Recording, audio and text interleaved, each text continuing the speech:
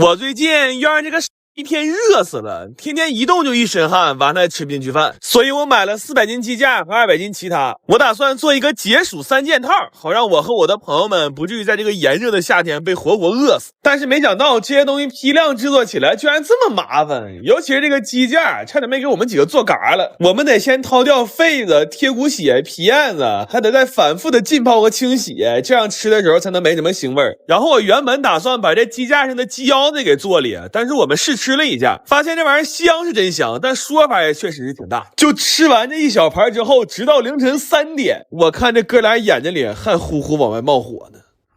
然后这鸡架我们的做法是先卤后拌，卤完的鸡架就已经非常香了。我后来又用这原汤调了一个特别好吃的拌汁儿，但是这会儿有一个特别麻烦的事儿，就是这鸡架不能剁，只能掰，而且还只能掰一个拌一个，要不然就会出现分赃不均的情况。等把这些鸡架都装完了，我们就可以做凉拌面了。为了吃得香，我这次做的是葱油凉拌面，而且每一份里都配了一袋油炸花生米。这面条吃着酸酸辣辣的，是既开胃又爽口。但是麻烦的是，每一样东西都需要独立包装，就导致这个流水线特别混乱，后期甚至出现了一个人上厕所需要经过4个人审批的恶劣事件，就一度都要给我干崩溃了。我寻思明明是在家呀，怎么处处飘着单位的脏风气呢？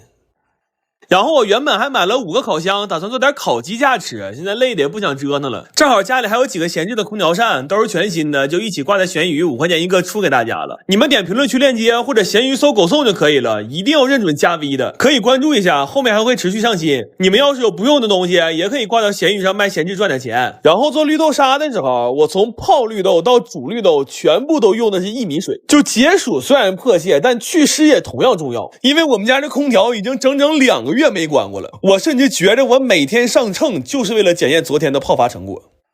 这绿豆沙我是调味做的浓缩版，回家冻着直接吃，就是特别香浓的绿豆沙冰棍，也可以再兑点奶，那就会变成一杯带着冰碴的绿豆牛乳冰。最后把这2000多袋东西都打包了，现在这餐包只需要回家加点配菜，用不了5分钟就能得到一份既能吃饱又能吃爽的解暑套餐。然后要是想少刷一个盘的话，还可以直接做成鸡架拌面，这天热没胃口的时候整上这么一顿可真是太舒服了。主要做完这些东西之后，哈尔滨就开始降温了，在多数城市都40多度的时候，我们一直在过20多度的夏天。就这个天气，我真的特别想感慨一句，当年投胎赌对了。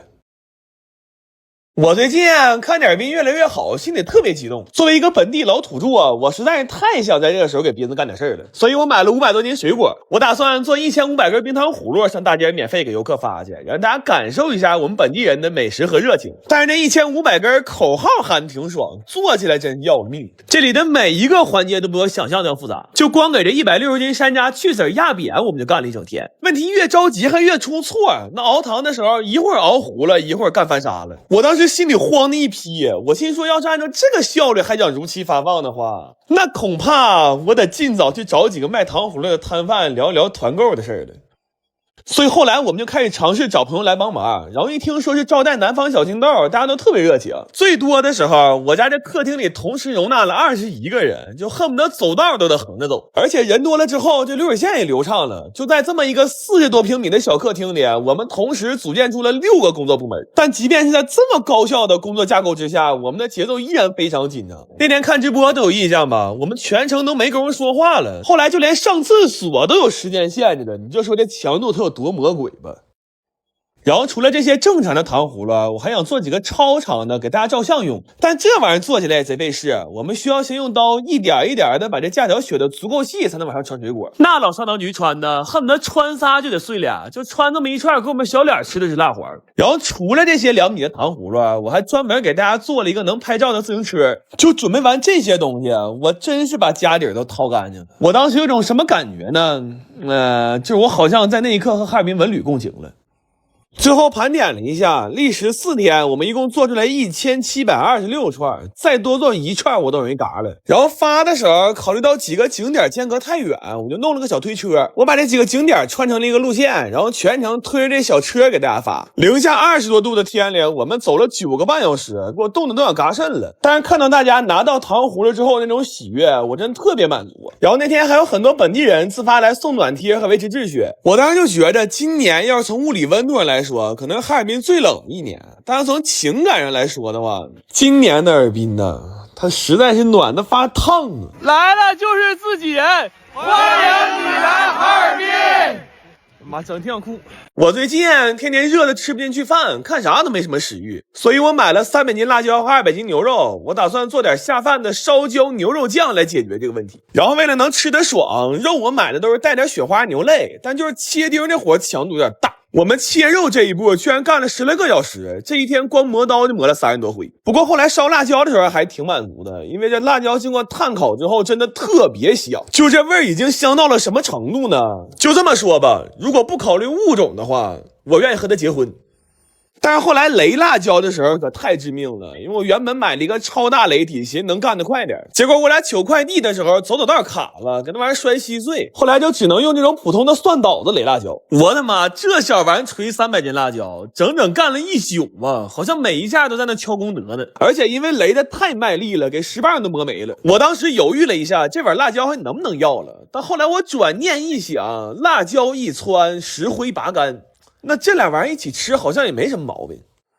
但是雷完这辣椒实在太累了，我们就寻思吃点诺凡金松露缓手。这种纯可可脂的巧克力一次圈好几个也没事儿，关键每个味儿都特别好吃。茶与可可味的有清新的茶香，吃起来一点都不腻。燕麦可可夹心里还有燕麦脆，吃着咔哧咔哧的特别上头。而且现在还是圣诞款包装，氛围感特别好，太适合和朋友一起分享了。然后吃完巧克力就准备猛猛干了，但这时候又有个新问题，就是家里这锅炒肉是既炒不下又特别粘，所以为了能加快效率，我火速去订了一个直径1.4米的大铁锅。这锅买回来都绝文了，刷它必须得进锅里刷，而且家里没有任何一样厨具能炒得开这锅里的东西。所以经过我缜密的思考之后，我去买了把铁锹回来炒肉。但是该说不说啊，这铁锅配铁锹炒完的肉是真香啊！最后把炒好的牛肉、捣好的辣椒，还有那些七七八八的调料都放到这大锅里，再拿热油这么一激，我的妈呀！就现在这个酱，要是拌点米饭或者蘸个馒头吃，都香到头了。最绝的是，这里现在还有一股淡淡的烟熏香味，你说这你受得了吗？这个，但是唯一不足的是，这个酱肉太多了，吃2口就容易吃饱了，而且它现在也不配叫烧焦牛肉酱了。要是严谨的按照配料表含量来取名的话，牛肉这俩字得放到前头了。前女友去吃宵夜了，还他妈发朋友圈，那我他妈也得吃点好的呀。你寻思就你俩那砂锅粥和烤生蚝好吃呢，我自己在家烤鸡架我也发朋友圈，我就针对你可见。干啥呀你要吃个饭嘴都快亲上，不没结婚吗？这结婚以后得啥样啊？连体婴啊出门。正经说2句啊，这个腌料我指定是不能告诉他，怕他看着之后告诉他爸，他爸再给他女婿做，那我不成了纯哈尔滨大金毛了吗？这个腌一宿更入味，但是我等不了了，我今天晚上必发朋友圈，我必须得告诉520老子也过了。操，我也太要强了！我告诉你，给咱沈阳大爷的热乎劲儿已经过了，家族的荣耀现在就在我狗宋身上，咱们携手展示，上音乐。这骨架就一个毛病，肉太多了，这缩了不起来咋吃？彩蛋，网友告诉我一方，昨天晚上试了一下，那纯坑老铁，窜一宿。我肚子那么难受，我3点多看朋友圈，他们又唱歌去了，我操！再见。我的妈呀，这东北人呐，过节就吃饺子，聚会就烤串子，那我就不明白了，东北种大米干啥呀？今天有个活爹说不太顺心，想聚一聚，他这纯属没皮割了嗓，我就纳闷了，不顺心能买这么大肥腰带来？他乐意，因为啥？因为啥？老规矩，先看看我带的菜，这个宁爪、捞梁、马尾和绿沙。我为啥除了烧烤老带点菜呢？因为这样的话，35度的天我一个串不烤都没人能说我啥。哎，人生路上都是学问，你慢慢学吧你们。今天除了肉串、肉筋、腰子这些常规菜品呢，还整了点花花的。你像这个胸口、肥肠、肇东小饼、蚕蛹，这都是我们比较得意的。这个虾饼、骨髓、心管夹肉、熟筋，这都是女孩比较得意的。我们聚会虽然不带女的，但是把女的爱吃的菜带了。完，有个哥们今天干了个人事儿，他从裤兜里边掏出2瓶梅见来。我一看这玩意儿行啊，太适合烧烤了，度数不高，清爽酸甜的，还开胃解腻，咋喝都不辣嗓子，还不胀肚，加点冰块才得劲呢。主要这玩意儿发朋友圈吧，有面子。喝了2杯，我抬头一看，我们今天来这地方原来是台园。我纳闷这什么意思呢？这园长姓台吗？这是？等我走近了一看，我发现不是，这是怡园啊，姓怡呀，这人姓怡。上次藏牌那个小子还坐我旁边了，这回我把他凳子撤走了，他肯定是赖不了了。但是我看着他穿这条裤子，我就能想起他上回藏牌那个死出，我就生气。我还得给他通一下子我。完了，那个说有事儿的哥们坐那就迟，一声不吱。我说你怎么的，假牙咽肚里了，不会说话呀？他吭哧半天，整出一句说对象黄了，有点难受。哎呦我说兄弟，你可真能沉得住气，这么大个好事你憋到现在才说。今天咱就别 AJ 了，赶紧把这瓶也开了吧，过年了吗？这不。